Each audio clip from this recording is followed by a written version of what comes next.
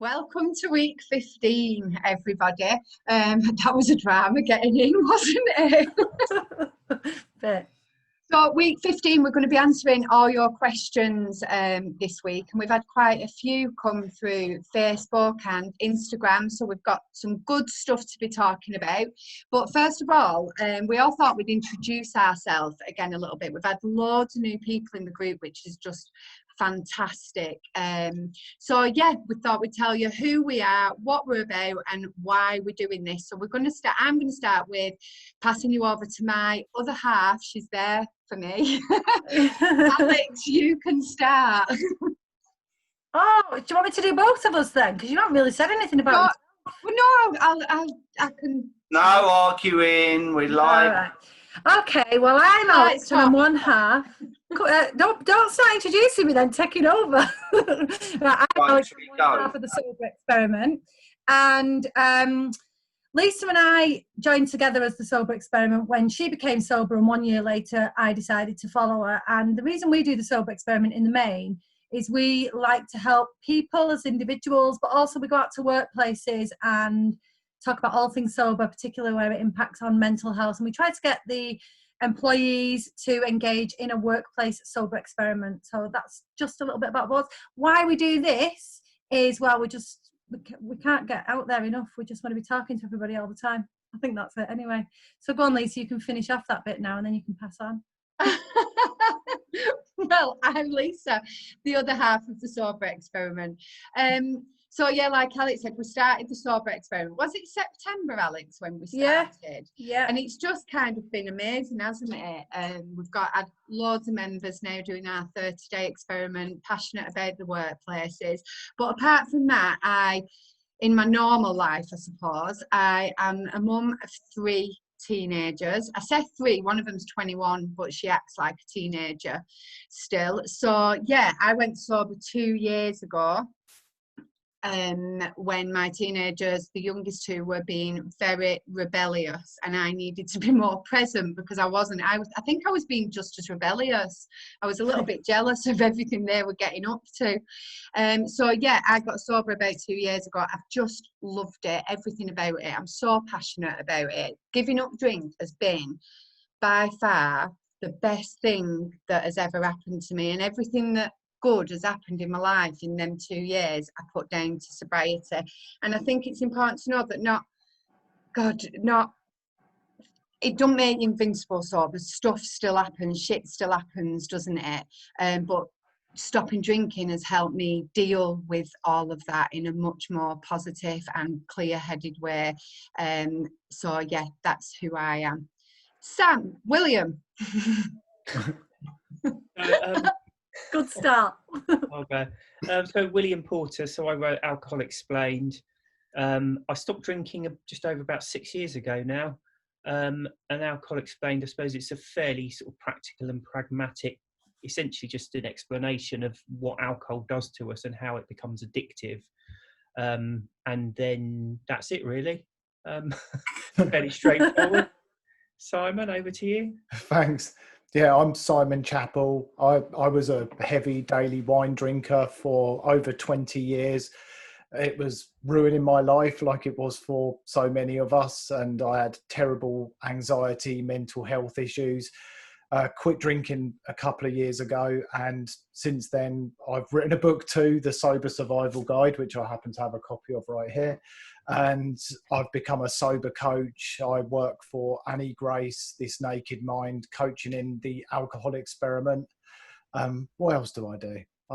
Loads of things. I run a YouTube channel, and obviously the sober sessions is a big part of what I do as well. And it's just an amazing community. And as Lisa said, I think kicking drinking is probably one of the best things that's ever happened to me as well. Annie Grace says it's the big domino that when you push it over, everything else falls into place, and never a truer word spoken.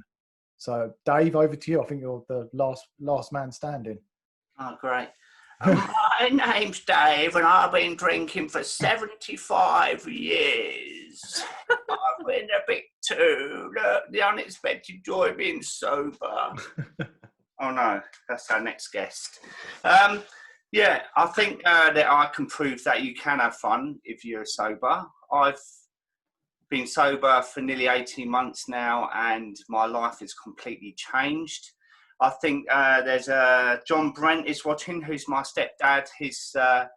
We used to get absolutely plastered together and fall down the kitchen cabinets at 3 o'clock in the morning, drinking port and other stupid things. And I just love being sober. I absolutely love it. There's nothing I can say that I miss about drinking, especially today when all the pubs are opening, and it's going to be absolutely carnage. A friend of mine sent me a picture this morning at 11 o'clock with all the beers in, and he intends to drink throughout the whole day and night. So I do not miss that at all. This Hey Dave, near us, they were queuing up at 6 o'clock in the morning to get into a Wetherspoons. 6 o'clock this morning. Of all the pubs in the world as well, and Wetherspoons. Dear God. Yeah, but you know what, William, I had this conversation with someone the other day that I used to go in there because my wife's quite posh, as we all know, posh totty. So she would like to go into a classy wine bar in Chelsea. I would go into Witherspoons because I'd fit in more. Because it wouldn't matter if I was drinking 10 pints of Stella, where in a wine bar it would. So in a way, I kind of get it. It's the cheapest way to poison yourself as well in a Wetherspoons. Yeah, I know, it's ridiculous. You can get, I think, a pint of Stella for about £3.50 or something silly like that. Around here, it's £6.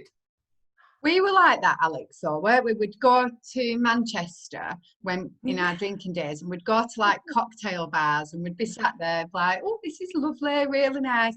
But there were nothing like being in a dirty, divey pub with a bit of karaoke for us. We loved it. Oh, it's cringeworthy, isn't it? So that came after we'd already had a few. Yeah, definitely. Never straight there, was it? But yeah, for people today, I mean, there's queues here as well. Still now queuing, but they're also booking. Apparently, they're booking to go in there. So yeah, my mate booked a table for 22 people. I am concerned. Were they allowed to do that?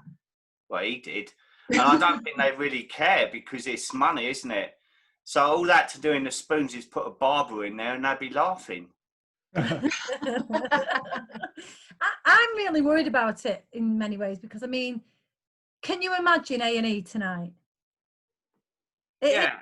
You know, A&E, I've spoken to several nurses and key workers that I know work in hospitals, and they have said that their A&E departments, there's two sides to it. Their A&E departments have been empty, and that brings two things. Either people were using them too much before, or at the moment, and this is what the concern is, people are leaving things that shouldn't be left and not going to A&E because they're worried about being in the hospitals. But at the same time, particularly one of the ladies that I know that works in A&E said that just not having the drunk people there on the evening with injuries that could have been prevented has just saved them so much time. And that, you know, from 6 o'clock this morning, people have been out. When's the A&E surge going to come? It's got to happen, hasn't it? Yeah. It is worrying. Not for us lot, though. Not for us sober warriors. So quite a few questions, actually. Should we get straight into the questions then? Yeah, let's go for it. All right. If anyone wants to post questions in the Facebook group whilst we're going along, we will have plenty of time to be able to do those. If not, you're just going to hear us chatting about Wetherspoons again. Okay, so here we go. First question from Samantha, and I've already seen that she said hello on here. So, how do you deal with the guilt and shame of things that you did that were completely out of character and really negative when drinking and in blackout? So put your hand up if you've had blackouts in our panel. We can all have an answer. Right, Simon, we'll start with you.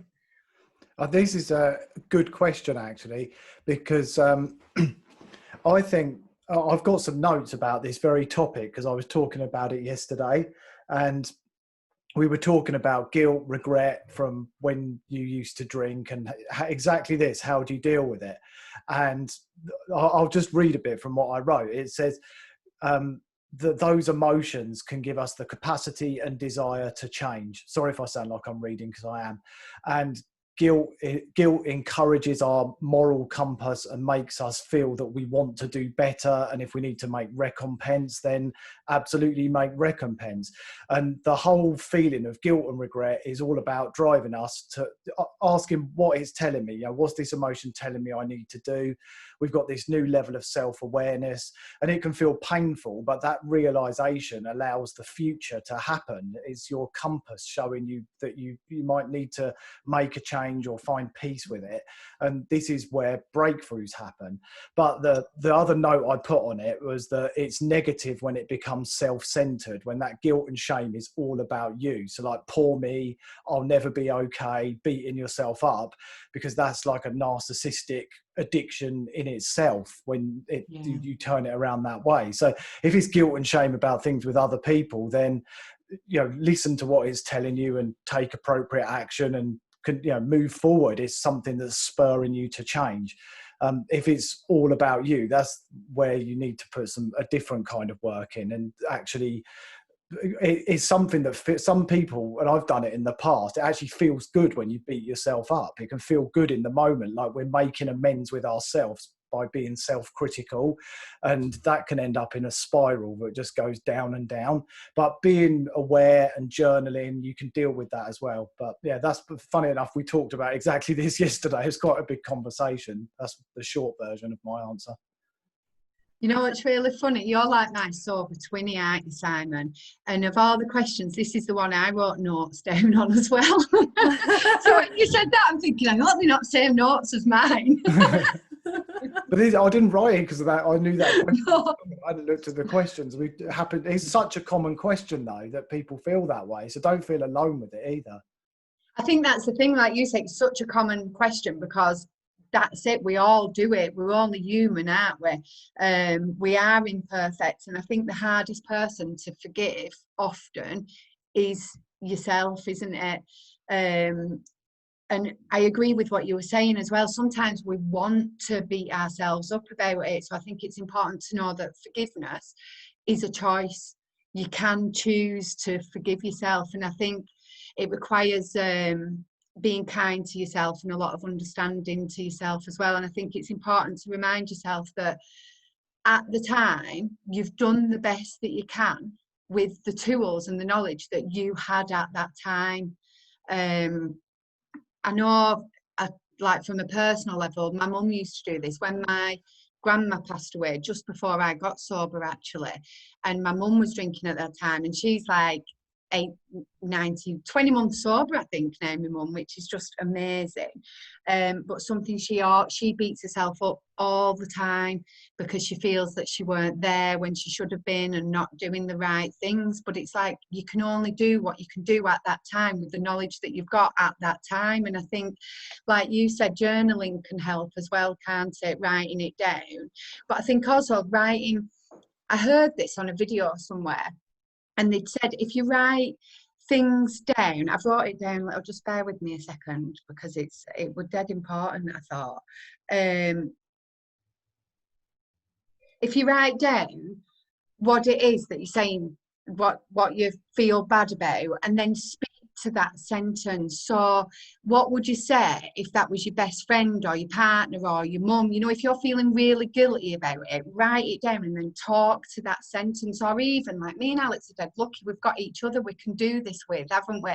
But if I'm feeling like a little bit bad about something, we can practice with each other of what we'd say. And I think the more you do it, the kinder you are to yourself, really. But you're human. It's hard. And also, sometimes it's that. Go, Simon, you first. So I was going to say that thing, like with your mum there, like she can't change the past, but that's the point about the moral compass and the recompense. You can change things going forward. There's a brilliant book. I don't know if any of you read that, Loving What Is. I have not. It's so good. It's just all about finding acceptance with the way things are and understanding that basically there's three types of business. There's your business, your own business that you can control. There's other people's business that you can't. And then she calls it God's business, but the truth, the reality of the world, which you also can't control. It's happened, it's reality. And it's a really good read for anyone who wants to find sort of peace around things and stop worrying about things they can't control. That book is brilliant. It's tricky though, isn't it? Shame and guilt, because both come from knowing that you shouldn't have done what you did. But at that point in time, as Lisa said, you didn't have the tools or the knowledge necessarily, or the will to be different. I'll be honest with you, my blackouts, I don't remember them at all. And what I actually feel guilt, nobody does, but I've never even been told about mine, because often I found myself, I'd lose 5 or 6 hours, and I still to this day don't know where I went, what I did, who I spoke to, no idea. And it's not the guilt and the shame of the act of the drinking that I feel. It's actually more fear of, my God, what was I doing in that time? And then it's more like, oh no. So if I allow myself to think too much about those blackouts, which I can't change and which I'll never get back, then you start to get anxious about them. So sometimes you also just have to draw a line under it and move on, because you can't get that time back. My biggest shame, and it is shame, and I still feel really ashamed, comes from the day after drinking. And, one of my biggest examples, and I feel terrible about this, I hope child services don't get onto me, but it's waking up in the morning and my now 4-year-old, who was then about 2, wandering around the bed and and just be like, oh, and how bad is this? I used to, knowing I would have a big drinking session, I would take up a banana and some the breakfast bars and a drink, and I'd have it prepared on the side, and I'd have my paracetamol and my water, you know how you're going to be in the morning. And part of that preparation was about feeding my child, because I knew that I wouldn't be capable of getting out of bed. I can't even believe I did that. And then on one of these occasions, he managed to get out of the room. It was at my mother-in-law's house. And I think I've said this before. And then I got up because I needed the toilet, and I walked across, and he had his hands on the back of a double plug socket that had come loose on the wall. And I just thought, oh my, and obviously I'm still his mother, and I ran and I screamed and I grabbed him, and I was like, oh my God, get away, what are you doing? But that fills me with such shame that I let myself put my child in danger. And I could give you numerous examples, but they'd be no good in me sitting here now and bashing myself about that. It's happened, he's safe, thank God he's safe, and I will never do it again. And I think that just goes full circle on what you said, Simon. It's not about, you can't always repair the past, you can't always make amends, but you can stick to your new moral compass and say, I'm never going to behave like that again, and move forward and forgive yourself, because you can't do anything other. Yeah, I totally I've done it now, William. I agree. I think at its simplest for me, when you've done something, it's done, you can't change it. So all you can do is make sure it never happens again. That's how you make amends for something, in my book. And I think you need to bear in mind with alcohol, because it inebriates you and it messes with your emotions, it turns you into somebody who you are not. So all of us do regrettable things, and it's more by luck than anything else, whether it's something drastically awful or, slightly further down the scale of dreadful things. But everyone does it who drinks, because that's what alcohol does to everyone. And so for me, I've done some horrendous things, but I just say to myself, I've stopped drinking now, so those things are not going to happen again. And it's not to belittle what I did, but as I say, they're done. I cannot change them. I can just make sure they never happen again. So as far as I'm concerned, if you've done awful things when you were drinking and you've quit drinking, that's pretty much all you can do to make amends for it. What do you reckon, Dave? Yeah, I think for me, it's how you process it. And for me, one of the worst things I did when I was on the show, the TV show, and I had a friend on there that we were just so close, and we used to muck about. We were the jokers and that, and then the show had finished, and I used to drink a lot indoors, and I used to be a keyboard warrior. I used to be bored, drunk, go through my phone, I'm bored, text them. And then one day he announced this big announcement on Facebook, and then he announced something else that I didn't quite agree with. and I wasn't thinking from a rational mind. And when I drafted how I felt right then and there, that split second from my drunk mind, and I pressed send. But if I wasn't drinking, I would have been more rational and thought, you know what, I'm going to talk to him in the morning about that and have that discussion. But that pressing of the button was enough to destroy our relationship, you know, and it took years. And when we started the show again, it was that horrible feeling of, God, I've got to talk to him about this. And luckily he forgave me, and it's never been the same since. But all I'm saying is, as William just said, it's done and dusted, and the best thing to make recompense is by giving up drinking and then maybe having that discussion after. And I just say that I wasn't well, you know, I wasn't in a well state of mind. I was drinking stupid amounts of alcohol, and I'm really, really sorry. And all the things that I did do, I really meant it when I said I was sorry, because I was, you know, I felt awful about a lot of things.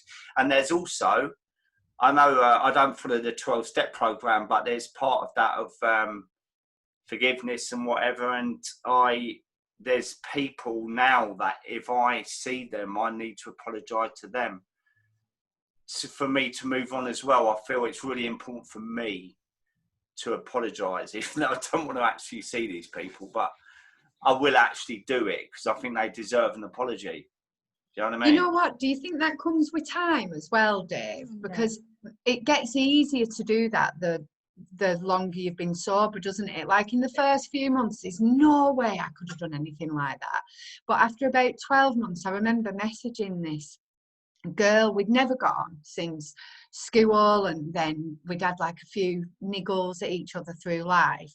And I just remember thinking, like, what was that about? And it must have been about after 12 months. And I messaged and I was just like, you know what? I'm so sorry that I've been a complete arsehole in the past. And it just, you know, we had a really lovely conversation, and we've kept connected since then as well. It's been really nice, actually. And she was like, oh, I was the same, don't worry about it. But it made me feel so much better. And if I hadn't have done that, it might have been something that had played on my mind, honestly, forever. It had been niggling somewhere. But I think to try and do this early on is really, really difficult, isn't it? Yeah, and I think the other thing is as well with that is sometimes you can't get the forgiveness you're seeking because the person you may have hurt may no longer be alive or may no longer want anything to do with you. Yeah. You know, there comes a point where unfortunately you just have to accept that the way you are moving forwards is enough.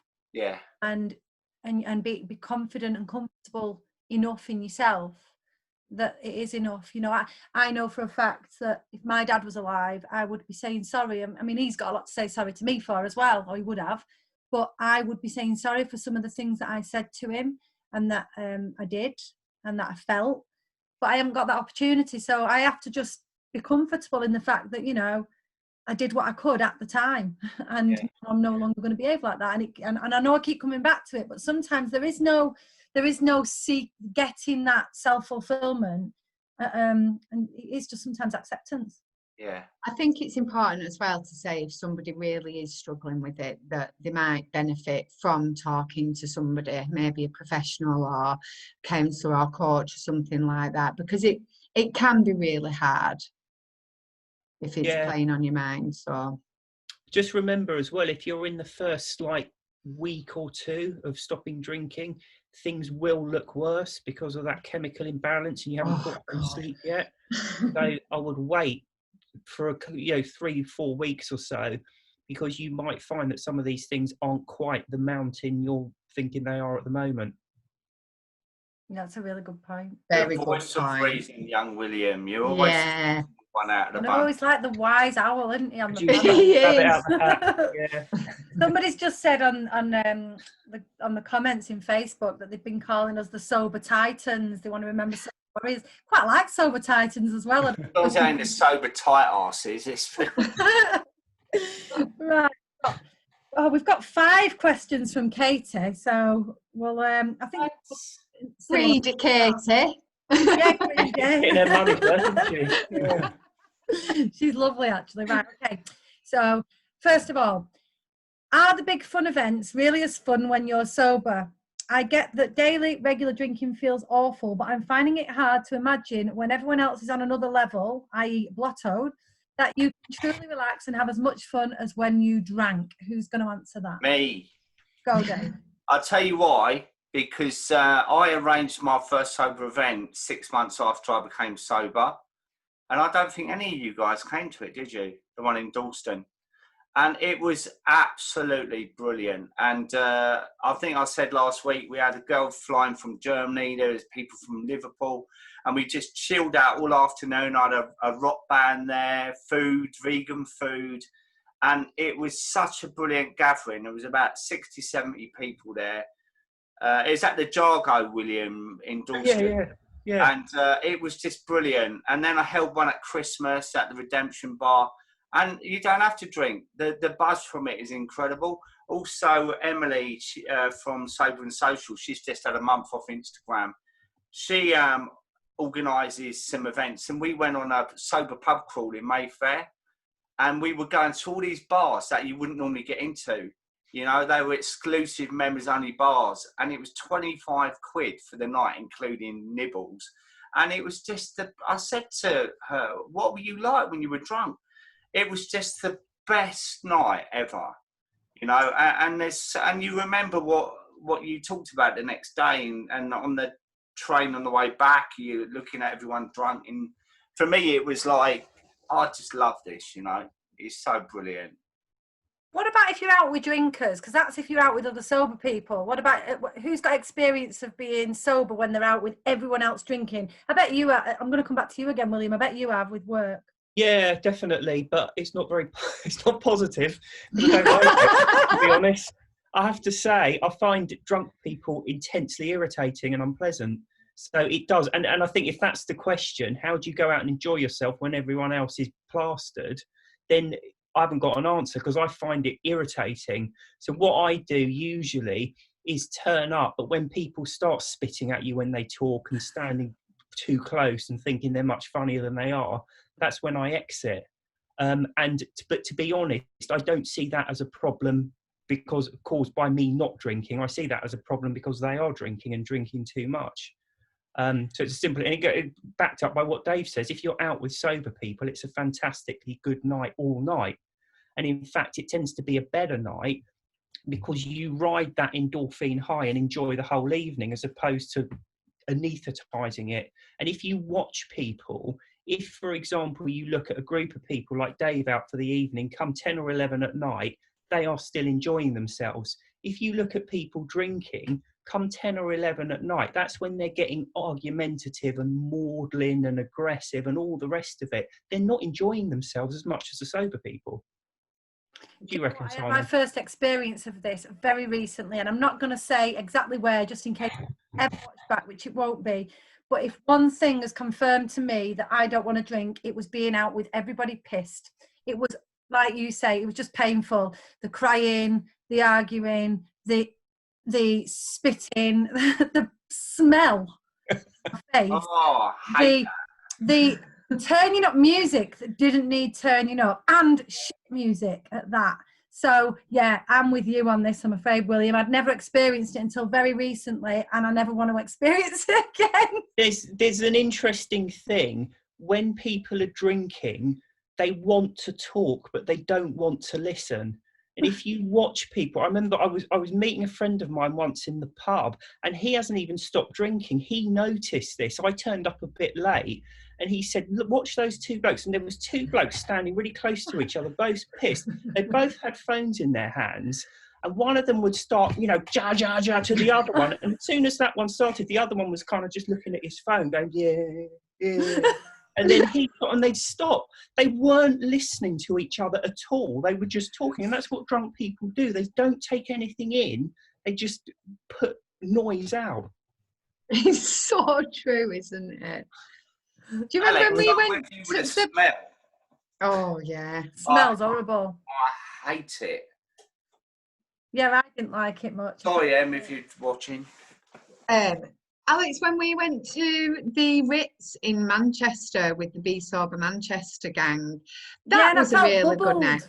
But again, we was out with a bubble of sober people. Yes, so we was all together, so we could dance, we could sing. It was like, it was fantastic. It was a really good night. But even going to the toilet was really like just watching people like slumped on the stairs or looking for things in the bag, and it was just it was awful. And you don't want to be like judge it, but there's a part of you that thinks, thank flipping heck, I'm not like that anymore. It's funny that looking through the bags, I've got that vision in my head of people, where in it? You know, like, yeah, they can't find anything, can they? And everything's out everywhere, and then they wonder why they've lost the entire contents of the handbag in the morning. In there. What about you then, Simon? What's your opinion on this? I was going to say exactly what William said, like 110% totally agree, particularly the point about people talk and don't listen. But I also think I encounter it a lot with people who I do coaching with, where it really is, it can be a barrier where they think, well, that's the only social life that I've got. That's the only social thing. So what happens if I don't have that anymore? What happens if I have to stand in the corner drinking sparkling water? It's not going to be fun. But what they don't realise is that we rediscover old hobbies. We find the things that truly light us up and bring us joy. You know, we get out that old thing that we used to do. Maybe, you know, I see people getting into arts and crafts and just so many different things. I've got one client who's got an old sewing machine out of her basement she hasn't had out for 20 years, and she's making all sorts of things. You know, and we start joining activities where alcohol's not the center of the show. It doesn't mean that everyone doesn't drink, but like I started going to a boot camp not long after I quit, and you know, sure, people drank, but it wasn't all about booze. And you just find other activities that bring you joy. And I think you start realizing that going to the pub or out to a nightclub where everybody's getting totally smashed, just boring, and it's just not fun any longer. It's just something that I used to do. So, I mean, I've been to events with loads of drunk people there. I feel like one of those, like David Attenborough in The Wild, watching the animals and just observing from a distance. And I'll always just make an exit. Although Dave and I did a Q&A with Millie Gooch from Sober Girl Society, and she said she actually enjoys staying right to the bitter end, watching the carnage unfold and then driving her friends home. But she's in her 20s, mate. I'm in my 50s. I like to get in my pyjamas and watch films, you know what I mean? But I mean, Katie asks here, and we've kind of answered it. Will she ever have the balls to dance sober without feeling like an absolute pillar? And bluntly, I've got to just say, yeah, you will. If that's what you want to do, you will. At first, it's nerve-wracking. You kind of think, oh, is everyone looking at me? And then you realise they're too pissed to look at you, and they don't actually care. And they look much more stupid than they think they do. And so did you when you were piss dancing. You just didn't know it. I've discovered that I'm still a shit dancer, by the way. It's time and practice as well. Sorry, Willie. It's time and practice in it. Like the first time I've gone out and wanted to dance, I felt so awkward. It was awful. It honestly, it was awful. I didn't enjoy that part of it. But we're like nearly 2 years in now. Oh God, I'd love to go dancing now. Like now, right now. I've done it 3 times. The first time was horrendous, exactly like you just described. I felt awkward. I thought everyone was watching me. Second time wasn't too bad. And then the third time was at a wedding. And I actually realised that everybody was just so drunk. They weren't paying attention. I could have been moonwalking across the dance floor and they wouldn't have noticed. Not that I can do that. It's like mooning. Well, all that. They still wouldn't have noticed. What were you going to say, William? Oh, no, I was just going to say I'm one of the most reserved people on the planet, and I do it. So if I can do it, anyone can. And I'm just echoing what the others have said. It's most of the time people are drunk, they're not watching you anyway. So if you're somewhere where there's lots of people dancing, no one cares. Just go and do it. The only reason I did it is because I take the path of least resistance. And if everyone's pestering me to go and dance, there gets a stage where you're better off just going because you make less of a scene by just doing it. So eventually you do get to that point, and then you suddenly realise no one cares. everyone looks ridiculous when they're dancing, so don't worry about it. Yeah, you Can't just wait think till you we look all hot have when you're drunk. a sober night out dancing with you all. The other thing as well, I think a lot of people get really fixated on counting the days when they quit, and I made a sober bucket list when I quit, and it had things like that on there: dance sober and enjoy it. These are like milestones to tick off, like take my first flight, not that you can fly at the moment, take my first flight without drinking on it, dance on a dance floor and enjoy it. Sober holidays, yeah. Milestone. Yeah, great idea. I like that. Yeah. So she then goes on, because she's still asking questions. How long did it take for your wine witch to shut up? I'm happy not to be drinking right now, but because I'm really serious this time, Patsy from AbFab, my wine witch, vodka vagrant, is non-stop trying to convince me that I'll slip. Starting to feel a little bit mental, actually. From my point of view, I'm the newest sober. I've got to say, my wine witch has gone. There's never ever a time now where she kind of pops in and goes, we'll have a drink. What I get now is, oh, I'd have had a drink then, or, oh, I would have liked to drink then. So it becomes like a bit of a third person, but I'm still on guard. So I don't know if it ever, for me, it won't fully disappear, but I would not consider it a nagging feeling anymore. I would say it took about, in honesty, I reckon 3 months, and I felt confident that I could overcome any kind of urges. That's mine. Anyone else? I think you've got. Oh, go on, Dave. Well, I was just going to say, I think it depends on the individual as well, because it's how you deal with it. And for me, when I gave up drinking, I think me and Simon have talked about this before, that we divorced alcohol.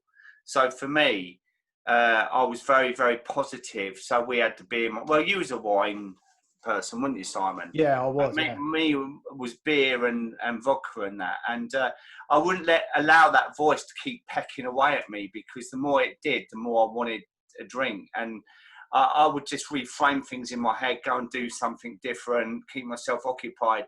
And I think we had this conversation before about... I think William said that after a while, it doesn't take long for that to go away. It's a bit like when you're hungry and you think, oh, I'm bloody starving. And then you go through it and then you think, oh, we all say, aren't we, we've gone through that now. So it depends how you process it, I think.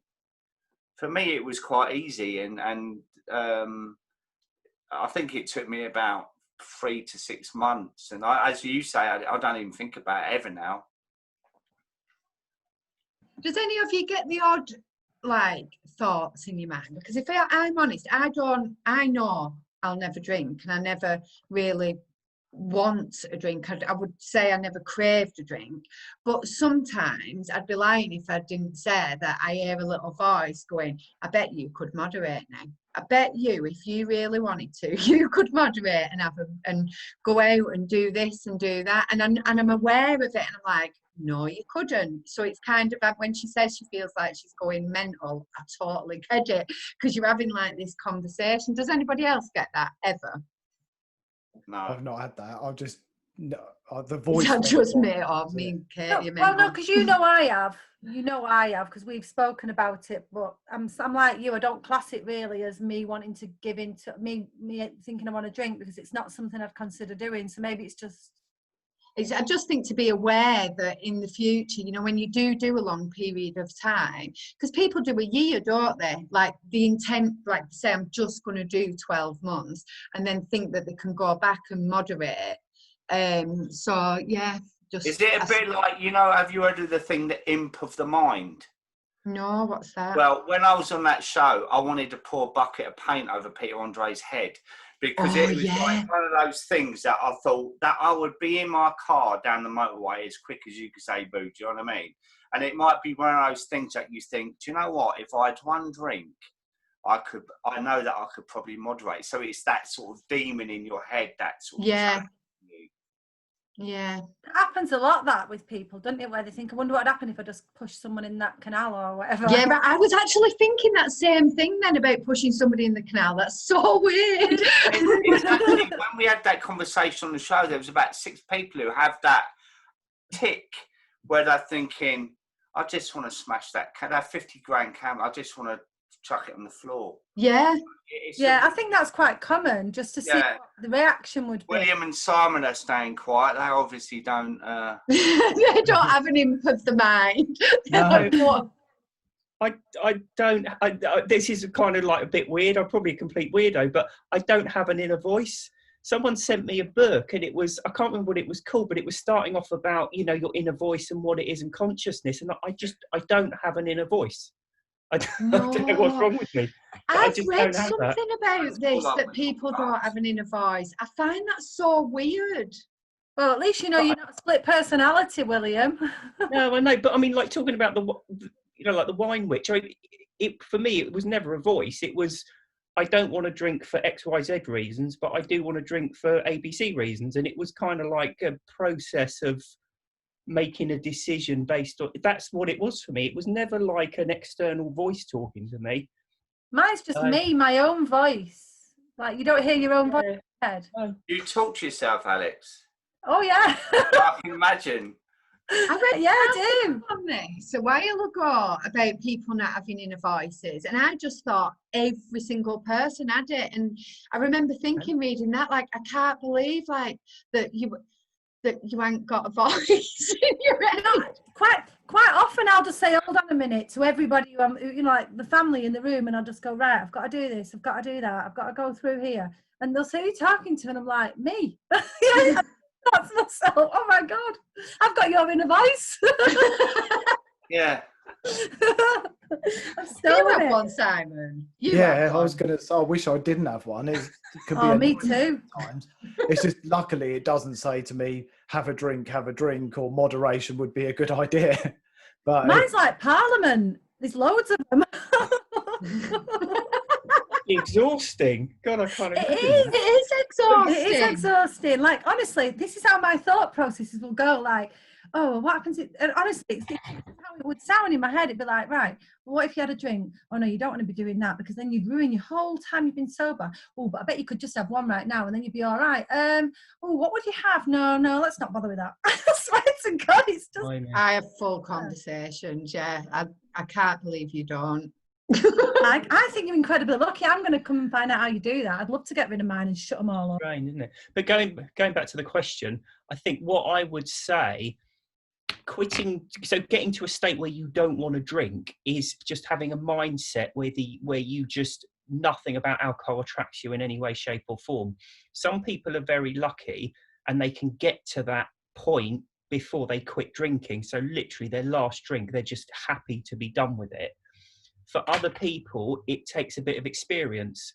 So a lot of people can understand on an academic level how you can enjoy a night out without drinking, but they have to do it a few times before they really appreciate it. It's different for everyone. So what I would say is, don't worry about all of this going on in your mind, because for a lot of people it is time and experience that starts to build up that confidence. And basically what we're talking about is a belief that you can cope with and enjoy life without alcohol.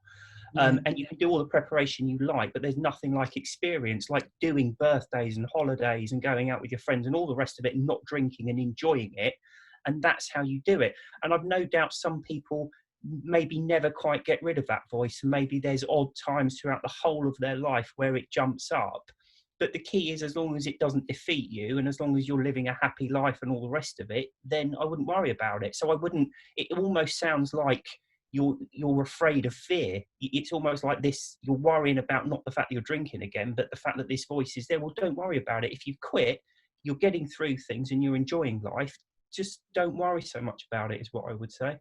And also, if you think about it, we have 60 to 80,000 thoughts a day. And I think what happens in a lot of cases is you quit drinking, you happen to have a thought about alcohol, and it just stands out more than other thoughts. Like, you know, you might have a thought, shall I get a pizza delivered tonight? You know, and it'll come into your head, you don't act on it, and it passes. It's just learning to allow those thoughts to pass, like the other 59,999. There's another way of looking at it as well. For me, I was drinking over 40 years. So there's a lot of habit there. Do you know what I mean? Habitual behaviour where I'm you know, like people that say they want a cigarette after dinner or they go together or something like that. Me, I was never a morning drinker. I got to 3 or 4 in the afternoon and it would be, oh, I think I fancy a drink soon. I'll be allowed to have. And I was twisting my arm. And all of a sudden, when that's gone, it leaves a bit of a gap, and it's adapting to that as well. Yeah, and if all else fails, can I just say play it forward? Because we haven't said that today yet. If all else fails and you are going to pick a drink up, just stop, take a pause and think, right, if I do this, what will happen? And play the whole thing forward, the hangover, the drunkenness, the everything. And that, you know, can usually help to put you off.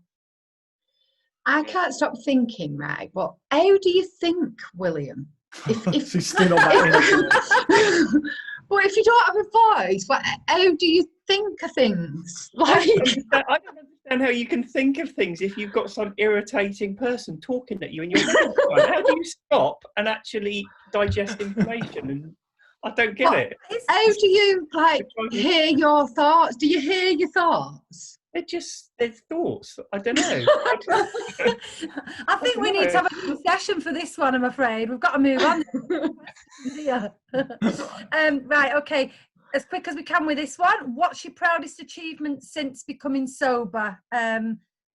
Mine is forming the sober experiment with Lisa, genuinely. Lisa? Oh, mine's the same then. She has to say that. Good. No, I think mine has got to be, in all honesty. I'm going to say something dead good and make mine look crap. No, now. I'm not, honestly. It's genuinely the work and my relationship with my youngest daughter in particular, and my parenting skills around that, and my time and that. And I'm so proud of her and how far she's come in my 2 years sobriety, that makes me then proud of myself for doing that. And definitely, honestly, it really is a sober experiment. I love what we do, and I'm dead proud of both of us for that. William. Simon? Oh, I was going in order. Simon's my next. Who's going? Me? William. No. William. I'll go then. I'd probably say parenthood as well. I mean, I don't kid myself that I'm the best parent in the world, but I know I'm about 50 times better than when I was drinking. And in fact, thinking back what I was like as a parent, it kind of does make me cringe sometimes. It's just, yeah, abysmal. So I think that for me is probably the best part, the proudest part. Simon? Yeah, I'd second parenthood, but I suppose a big one for me was talking on stage at This Naked Mind Live in Denver, because I had such bad anxiety when I was drinking. I couldn't even stand up in front of 10 people, and there was this completely changed person able to stand in front of 400 or 500 people, talk confidently, and you know, it was just amazing. It was like this complete change in my life, and it was sort of this pinnacle moment for me. So that was a proud moment, but also absolutely parenthood too. Dave?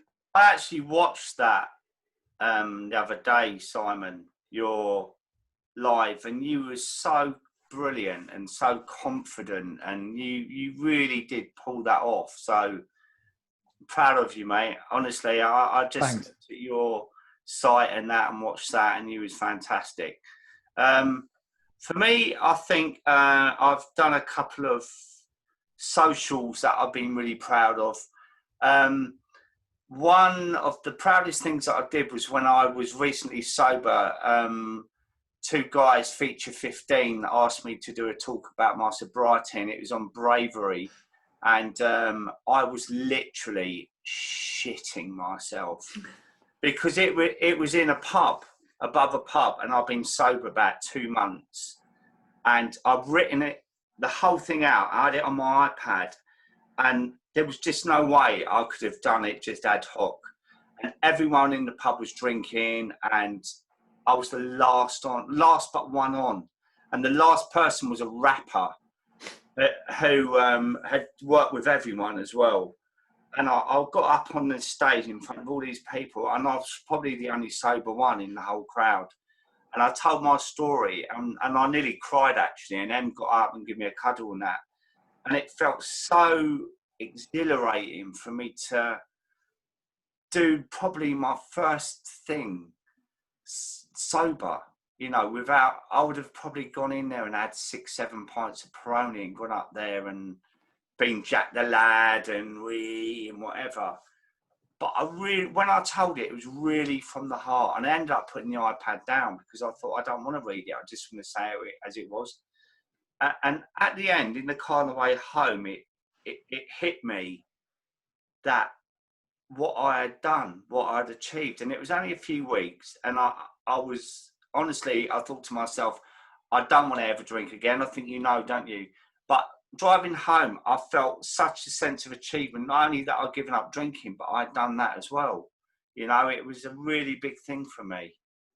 And they've asked me back as well when this lockdowns happened. So I'm looking forward to that. So that was mine. Oh, got some good ones there. Right, craving tools. I think you're up, William. Okay. Especially if you're not a runner and might be stuck at home with young kids. Just want some tools for cravings. Let's have some science. Come on. So craving. Craving is a conscious thing that you do when you start fantasizing about how good it will be to have a drink, but it's always the idea and not the reality that drags you into it. And when we crave, we always think about the best possible scenario. It's a fantasy, and that's what you do when you fantasize. You think about the best possible scenario. So the easiest way, going back to what Alex was saying, is play it forward, but don't just play it forward to the hangovers and all the rest of it. Just think about the reality of what you will do if you will take a drink, because what you'll be having is a foul-tasting poison drug in a sugary drink that will then leave you feeling slightly dull before making you then feel correspondingly anxious. So you will then have a decision of having another one and another one and another one and getting intoxicated and hungover, or not having another one, in which case you just sit there anxious and feeling a bit distressed for the rest of the evening. And that's what it is. That's the reality of it.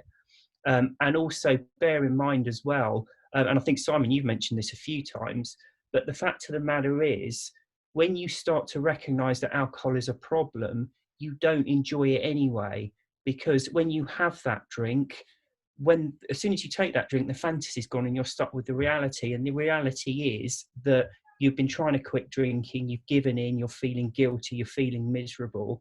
So you're way worse off for having it anyway. Talking about being at home with young children is difficult, because I'm doing exactly the same at the moment. Funny enough, someone posted on the Alcohol Explained Facebook group the other day about what to do because they don't like exercising. So I would just add, alcohol accelerates your heart rate massively. And when your heart rate goes up, that's when your brain sends a message that you need to sit down and rest. Okay, so when you're drinking regularly, you're always tired and lethargic and you want to sit down and you have no energy. That's just part of what alcohol does to you. Okay, it also ruins your sleep. So if you're a regular drinker, exercise will seem horrible and it will be hard work and unpleasant. But actually, if you quit for a few weeks and a month or so, your heart rate goes back to normal, you start sleeping better, and exercise isn't hard work, it's actually enjoyable. Most people find exercise hard work and unpleasant because of the drugs they take, like alcohol, nicotine, whatever it is. And actually, most people should be exercising, and you get the urge to exercise. And if you're not taking these drugs and you're sat at home all day, you start to feel restless and you start to want to go out and exercise.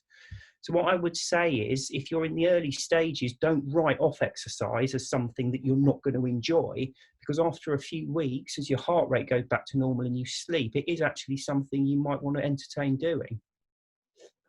Yeah, I think as well as that, I mean, if you genuinely are just somebody who's not going to exercise no amount of, I agree with you, by the way. I think that you should do something, because it just is so good for you as well and makes you feel so much better. I had a bit of a lull with my exercise over the last few weeks and didn't want to do it, and that in turn made me feel miserable, and then I felt bad because I was putting on weight and I got stuck in this rut. And since I've started up again over the last 2 weeks, I just feel better. I'm no slimmer, but I know I'm working towards it, so I'm feeling better about the fact that I'm not slimmer. It's like a bit of a mental thing, I guess.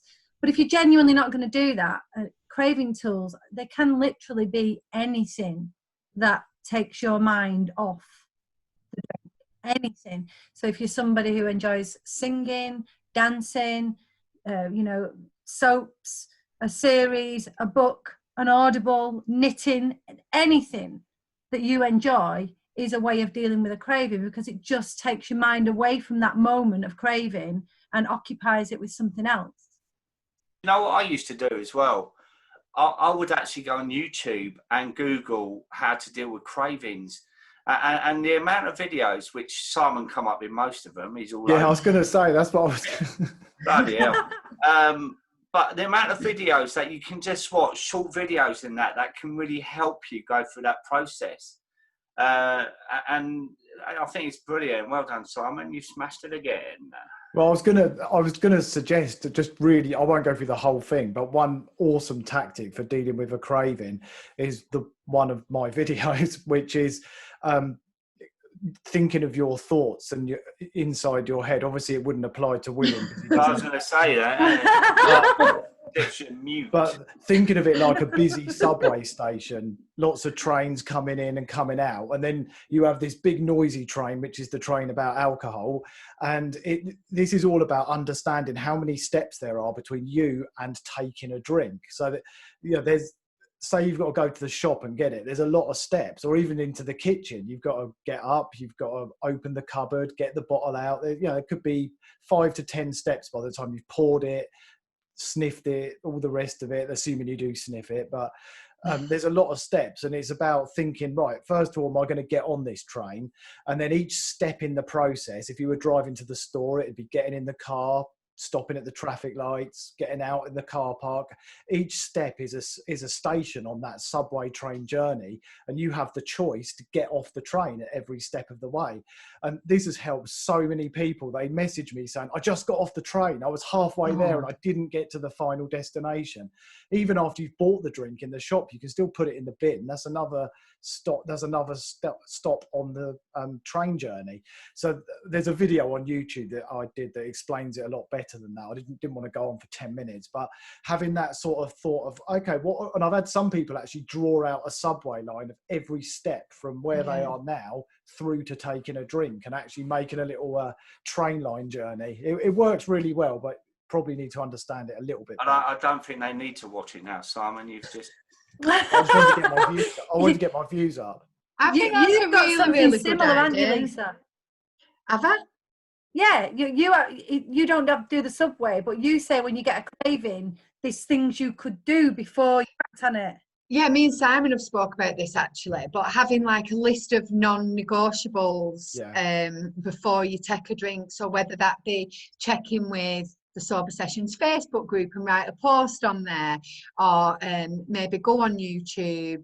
What else were there? You always bring this up on me and I forget. I've got like the worst memory.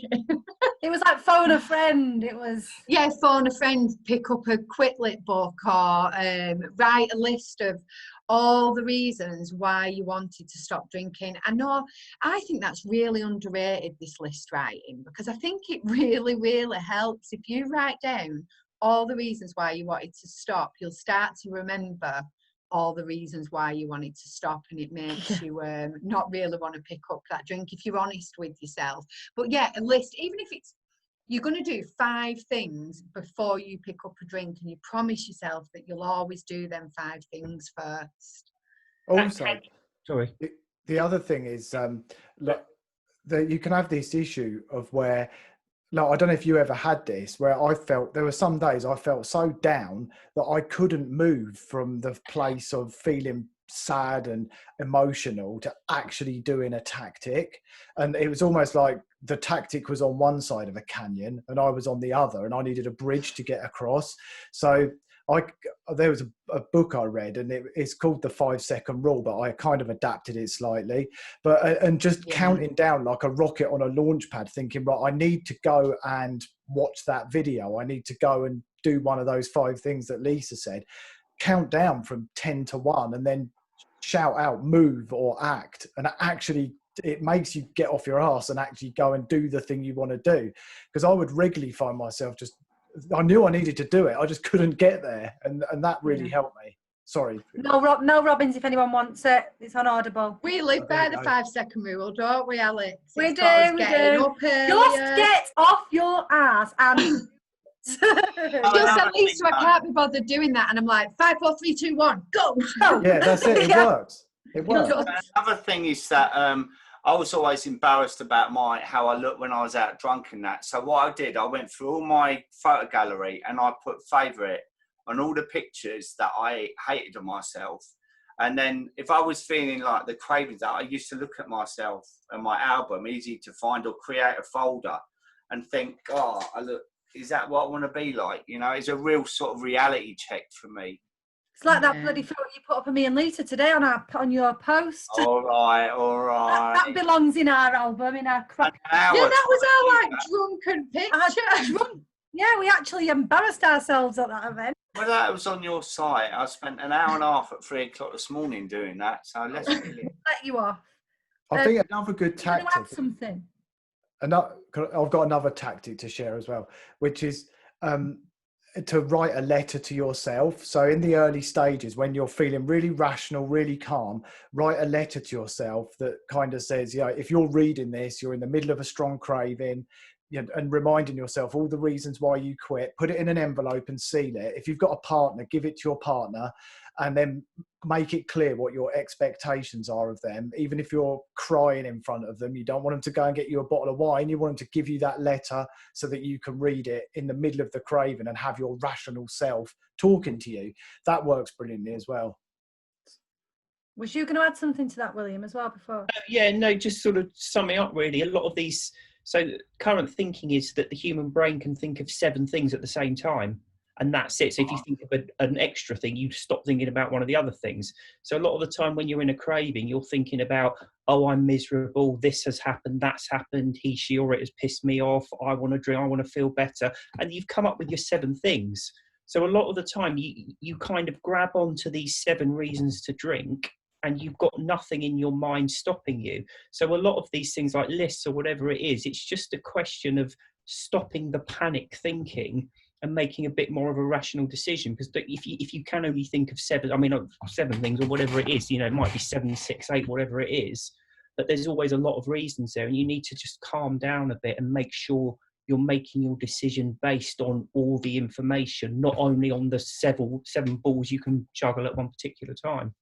So not only has he got no inner voice, he can only think of 7 things at once as well. You want to try having ADHD? I think of 70 things at the same time. We've got a question about this, actually. Oh, Simon. well, wait a minute, because I've got one right up here now from Ed. A minute ago is my question. He came in late and he asked, has my question gone? So we'll ask Ed's.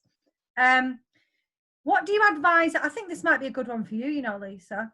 What do you advise I do with my daughters when they turn into teenagers? My eldest daughter, who is 9, knows I don't drink alcohol, but doesn't know anything else. My younger daughter has no clue yet.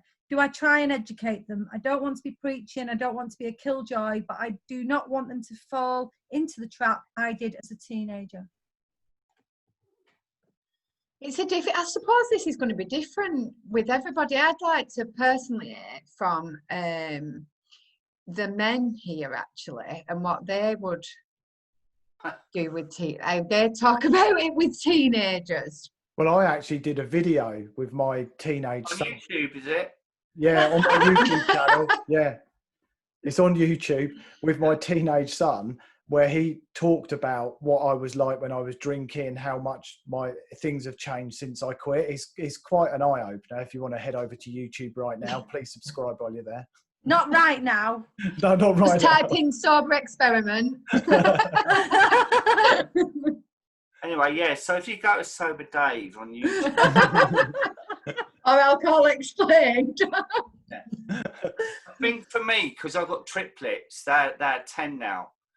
And they knew me when I was drinking, and they now know me that I'm not. We quite often have an open conversation about it. And they're so different, all 3 of them. And I've got my suspicions who might and who might not. But I think as long as you're open about the perils of it and you don't drum it down their neck and say, you're not going to do this, you're not. It's educating them in the right way. And I think by doing that, then you're kind of leaving it to them to make the right decisions as well. Yeah, I'm with you. I've got 3 children. My 4-year-old has never, I mean, obviously he did see me drink when he was 2.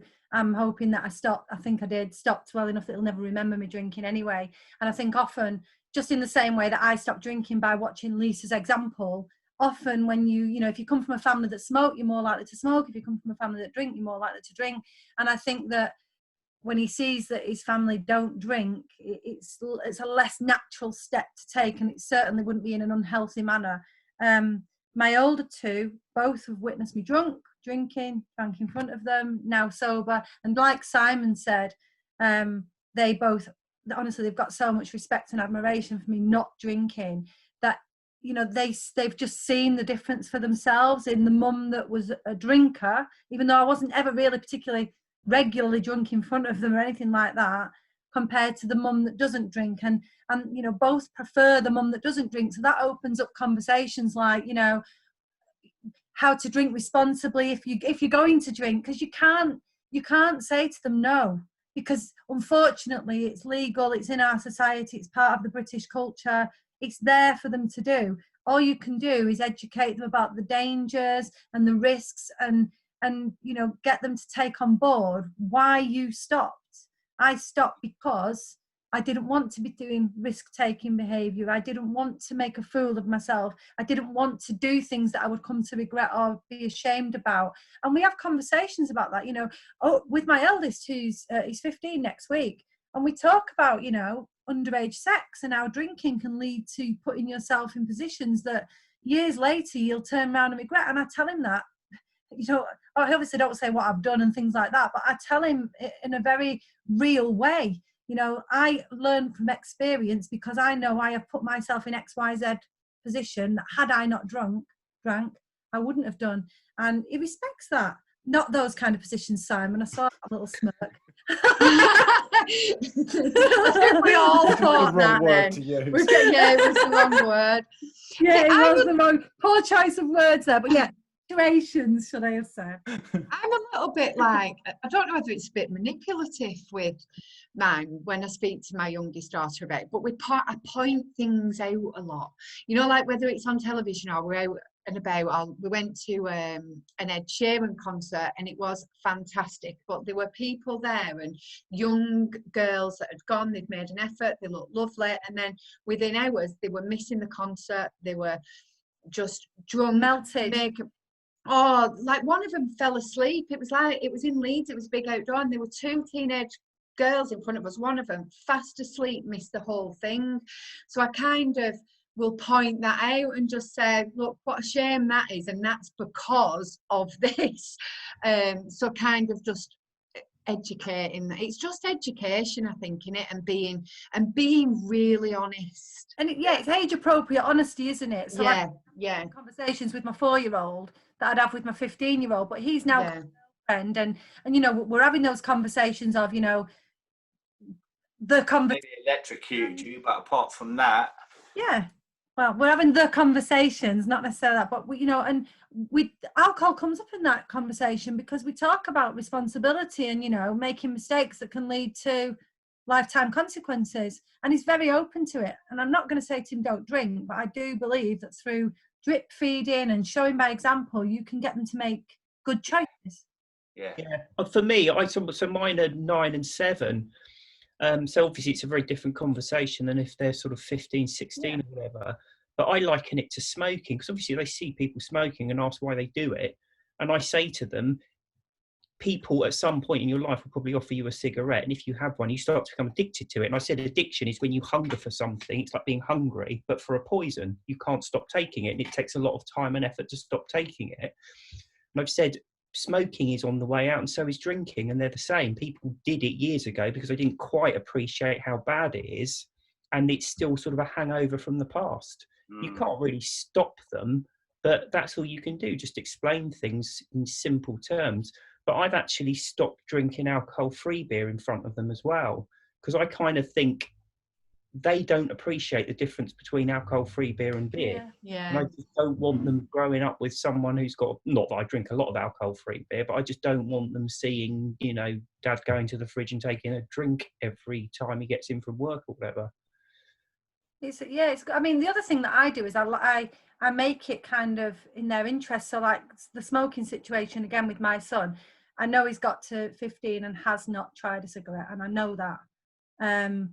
And he also will tell me, oh yeah, you know, such a friend smokes cannabis, such a friend vapes, such a friend drinks, and he'll talk to me about it, and it helps me to know that these honest conversations are reaching him.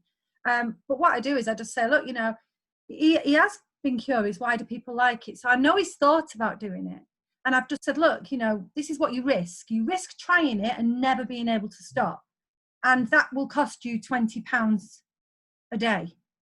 And that's a lot of money. And, you know, he's quite a money grabber, my son. He's like, oh, 20 quid a day sounds a lot, you know, like, so yeah. To something they can relate to as well. Mm. Any further comments before we move on to the next question? Oh. Can I just tell you something? You know, my youngest daughter, when she was 11, and she's come a very long way, and like I said before, I'm really proud of her. But between primary school and high school, her and a friend went into a pub in my local village, went to the bar. They was going to ask for Coke, a glass of Coke, and a friend didn't. She just said, oh, can we have 2 ciders? And they got served in a log, and she wasn't even at high school. And she was sat there. But that's like, I never thought she'd have even attempted that, but that's a story like she tells me now that I'm like, what? But yeah, she did. She got served 2 ciders. But the very fact that she's had that honest conversation with you now just shows that, yeah. Well, this is the other thing. She's like also a witness to people. She had to put somebody into recovery position, another 14, 15-year-old girl, when they was out one night because she drank that much and she was so poorly, so they had to, and she was really good actually in the situation, but she had to ring an ambulance, wait with her and put her in the recovery position, and twice she's had to do something like that. Scary, at such a young age. So sometimes it's not what you say, it's where they are. You can't always be with them. You don't know what they're going to be about. And you know I used to get up to all sorts that my mum still goes, you never. Yeah. Right, ready for the next one. Utterly butterly. This is the comment that was on your Instagram, Dave. With lockdown easing, I wonder if anyone would chat about their own sober return to employment.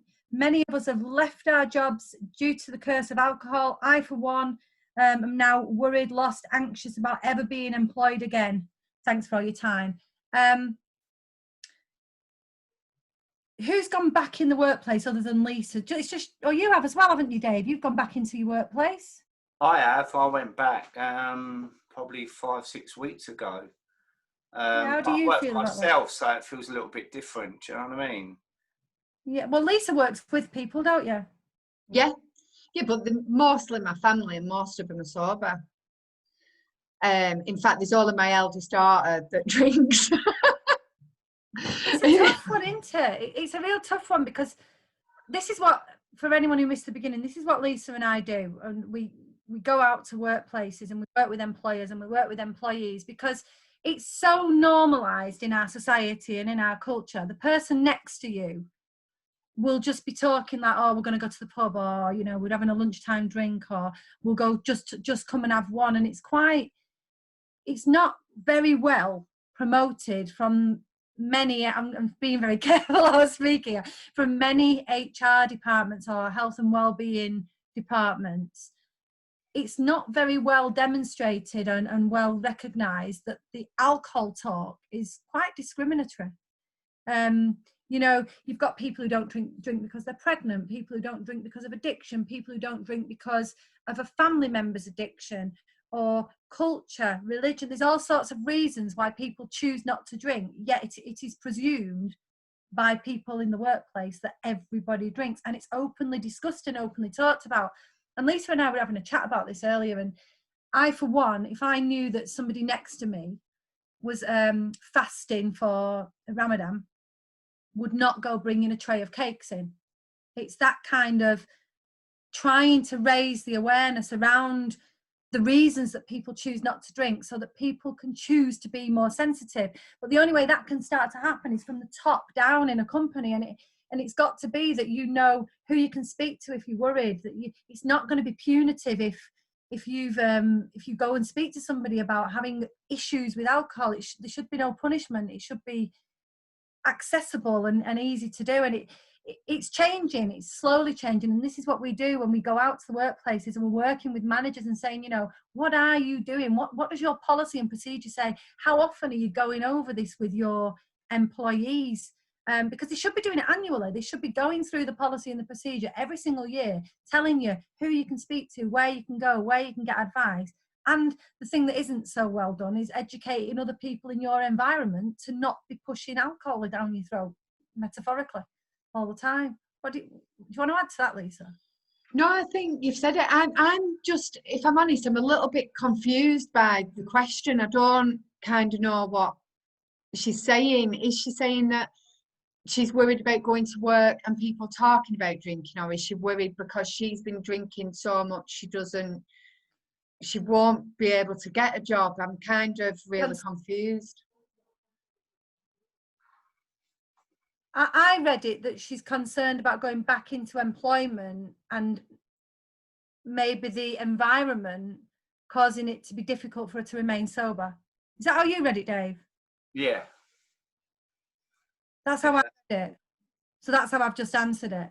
Yeah, no, I think it's just important to know that employers do have a duty to protect their employees, don't they, around that. You should be able to go and speak to your managers about it if it is a big thing in your workplace and people constantly talking about drink, or if your workplace are offering prizes of drink or having drinky Zoom meetings or Fridays. It's important that you can be able to go and talk to them about it, because they do have a duty to kind of look after you, don't they? Yeah, and I think that it's that awareness work that needs doing of, you know, the employers and the managers and the people in the wellbeing departments to realise that, you know, you don't have to have an alcohol problem to choose to be sober. Yeah. But do you not think part of that responsibility is yourself as well, that owning the fact that wherever we go, there's going to be issues with us not drinking. So there are certain tools you equip with yourself with to deal with certain situations. And I think that's one of them. That you can't just simply rely on the HR department. You know, you've got to be kind of robust to a certain extent to think, right, okay, this is a life choice I've decided to make. You know, like part of the sober toolbox. It comes with time, doesn't it? That, you know, if you're the conversation we're having now would be very different to somebody who's a week sober than a year sober. Yeah, definitely. But I also think, like, if you are right at the beginning, you can say, look, guys, I've drank far too much during lockdown, so I'm taking it easy now. I realised it was becoming a bit of a problem, so I'm just taking it easy. You know, you're keeping it small. You're not making the whole thing. Yeah, I'm sober, and they, you know, do you know what I'm saying? You only have You'll to probably find that half or 3/4 of your workforce will be like, oh, thank God, so am I, because lockdown drinking has massively gone up. So I think it's important to know that you're definitely not on your own in this. You know, there'll be other people, I'd imagine, in the workplace thinking the exact same thing. Yeah, you're right, actually. Yeah, that's a good point. We've got 2 more and then we're on to a couple of, we've only got 10 minutes, we're going to have to rush through these. Right, okay. Cheryl, hi, I asked a question a few weeks ago, but it wasn't very clear. Since you guys have stopped drinking, do you know what your last hurdle and stumbling block was? Every time I think I've got it figured out, bam, another one. Also, did you have any indicators that you'd finally got over the hump?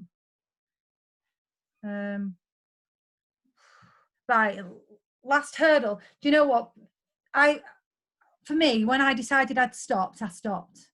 And I think there were many last hurdles where I thought, oh, I want to stop, or I want to cut down, or I want to moderate. So personally, I can't pinpoint one final hurdle.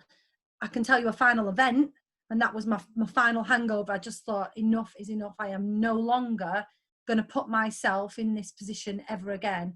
And that was it. I knew I'd made my mind up. So in terms of the second part of the question, the indicators that I'd finally got over it, that was it. Reaching that point and realizing that I was done with it. I was absolutely done with alcohol. I was sick of it. That was my turning point, and being over the hump at the same time. Simon? I didn't really have a final hurdle either. It was, there was lots of day ones and just trying to get through a couple of days alcohol free and going back to the beginning. But I suppose the big turning point was just believing that a sober life was what I wanted, and being really hungry to have that, and getting excited, enthusiastic and motivated to get to that place. And that just changed everything, because I wanted to be sober more than I wanted to keep drinking. And that was the switch, really. I know it sounds a bit simple, but there were no hurdles after that, because I just wanted to be free of the poison I'd been pouring down my neck for 2 decades. You've got to be careful, haven't you? Are the hurdles or are the excuses to kind of keep drinking? Because you can use these as excuses. Like when I first stopped, honestly, in all truth, my life was an absolute shit show at that time. My kids were all over the show. I went through a lot. I had missing from homes, refusals to go into school. We had police. We had it was an absolute nightmare, and I could have used every single reason to be an excuse or a hurdle, if so to speak, to carry on drinking. And I've said this before, but I worked with social workers quite slowly a few years ago. They was absolutely fantastic, and a social worker said to me, how the hell have you stopped drinking at a time like this? Like, get yourself a glass of wine. And I was like, no, because then it'll be really bad. You don't understand. It'll be like, but there was many things I could have used as a reason to drink again. And I think, hurdles are excuses. Hurdles as well. I think some hurdles are just life happening. If you're talking about life's ups and downs, they don't end. And really what you need to do is to just equip yourself to deal with them without alcohol.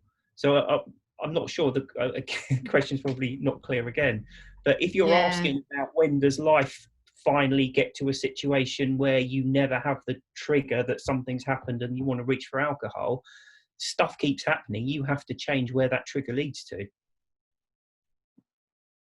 Yeah, definitely. Last one.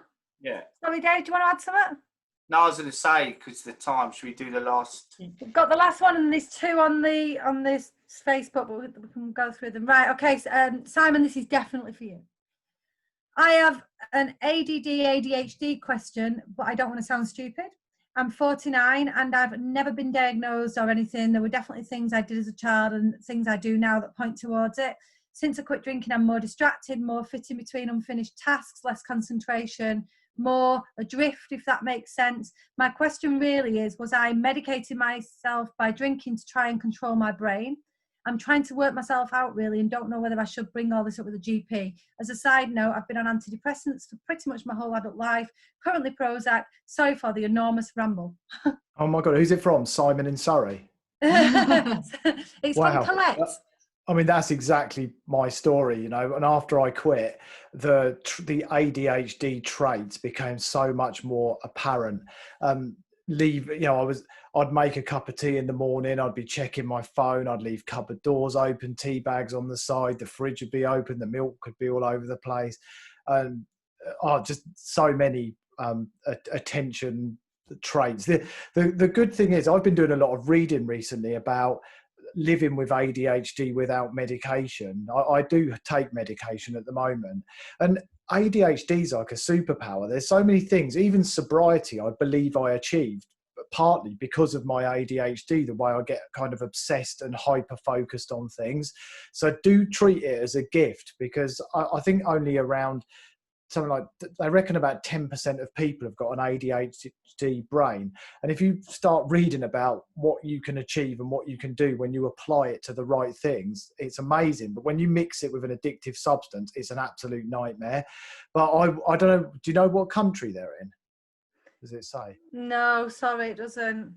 I mean, you're welcome to send me a direct message, because I could give you some really long answers to this. I won't mention the video on YouTube that I did about it, but obviously I absolutely share the same thing. And I've tried a couple of different medications, and it's been a real journey. And it becomes much, much more apparent when you quit drinking. My wife actually noticed how much more visible the traits were. But it's again, I could talk about that one for ages. So maybe drop me a message, because I'd love to chat about it. I'm always up for someone joining my ADHD gang. Cool. I need to join, Simon. Yeah, you're on my waiting list. I know. We've got 2 more. Let's see how fast we can get through these. Sorry, guys. Dave, you got your full name here, David. David, this is from John. When your mother and I used to spend the weekend with you at Belmont, we used to enjoy a good drink. Mum would go to bed and leave us to it, but we never realised that your drink problem was that bad. So my question is, what are the signs to look for, because you hid it so well? I think it would help many partners and others to know. Finally, my deep respect for what you're all doing to help those with alcohol problem. Thanks, John. I think the answer's in the question there. I hid it so well. Mum and John used to come to my cottage, and they used to bring all their stuff, and they liked to vodka, but they used to use measures. And I always used to buy my own bottle of vodka, so that I could just pour the vodka into my glass, and I would hide another bottle. There's lots of signs. I mean, I used to go to bed early. I mean, John's talking about the earlier days, I think, where me and John would sit up and chat all night. It got to a stage that I couldn't stay up all night, because by 10 o'clock I was so drunk I just wanted to go to sleep. Unfortunately, William, we won't have time to talk about that. I think we've covered that before. But yeah, I mean, for me, there were lots of signs, really. I used to start drinking a lot earlier, where they would always wait till 8 o'clock. So by the time they opened up a drink, I was already plastered. But they were good times. And I've always said, I don't always look back at my drinking days as an absolute nightmare, because we used to have huge debates about life and stuff like that when we were drinking. And we've spoken about that since, that we really miss those times, you know, because John doesn't drink now either, since Mum's passed away, you know. And I think it's healthy to think back at certain experiences in your life that weren't all traumatic and terrible, you know. I don't know if that's answered the question. I can ring him after. It must have been difficult it must have been really difficult to hide it from people, though, Dave, because I find, like, my ex-husband, I suppose he hid the drugs that went with the drinking more than the actual drinking. The drinking for me was really obvious. So I used to try, like, we used to have optics in the living room, and I'd catch him, like, dipping into them. So he found that really difficult to hide. Did you find it difficult to hide? Were you constantly working at hiding on it? Not really, because it's my house. If it was at their house, it would have been a lot more difficult, but I could hide things in the bedroom. And Alex, I think you mentioned the symptoms, is that I pace myself, because I would say lunchtime, oh, should we have a little cheeky lager and that? And so I used to pace myself throughout the day, but I was still drinking. Do you know what I mean? I wasn't, like, if they weren't there, I could just have a free bar and just think, it don't matter if I get absolutely sloshed by 3 o'clock, I'd just go to sleep. So it was tactical drinking when they stayed, you know. I think it'd be worth watching your video that we've recorded on any of our YouTube channels. Yeah, I've got one on YouTube. Go to Simon's if you really want, because he hasn't advertised his today. No, I haven't mentioned it. So, and looking at the video of Dave with M, because I think that talks quite a lot about that. So I would say, if you get, you know, if anyone's wondering about that, have a look back at that episode, because that goes into a lot more detail than we've got time to do now. partners of alcoholics, isn't it? So Yeah. I get asked a lot of questions about that in my DMs, and I signpost them to that video quite a lot. Yeah. Yeah. Sarah just say she's days 84, having set herself a 90-day struggle. She's struggling the last week or so, I think, because of the looming challenge, end date and lockdown easing. I can't find something to replace the feeling of release and de-stress that the booze gave. I constantly have a tension headache and muscle tension. Any advice? I think we've covered a lot of that, and I think it's the need to try and pick up some healthier habits to get rid of tension headaches, because it sounds to me that you've set yourself this 90-day challenge and you're working towards a blowout. Yeah, that sounds like it to me. It sounds like you've set 90 days and you've very much got your eye on day 91 as it ending. So you're not necessarily thinking about how good life is and how much you're enjoying it. You've just got your mind set on getting pissed again. Yeah, like that's how it sounds. It might not be the case, but it sounds very much, yeah. And also think about how often you're hydrating, are you drinking enough water, like Alex said, you know, nutrition and stuff. Yeah, I agree. It sounds like a prison sentence rather than freedom. Yeah. And work on your mindset, you know, get listening to some podcasts and quit lit. Yeah, because I think that if you're focusing on starting to drink again, that's how the question sounds. If you are focusing on starting to drink again, like William's just said, you're not going to be focusing on the benefits of the now. One last question, but it doesn't need a big answer.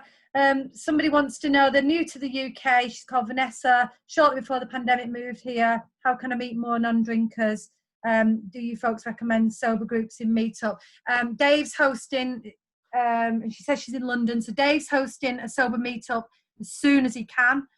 So there's that one, but there's loads of sober social accounts, Sober and Social, Millie's account. It's been answered in the comments there, Alex. I think they've had a little bit of a conversation about it. Yeah, so they've spoke about, So there's lots of accounts. And if all else fails, one thing that hasn't been said in there, just put a shout out yourself and start your own little group of sober people. There's loads of people looking for sober buddies.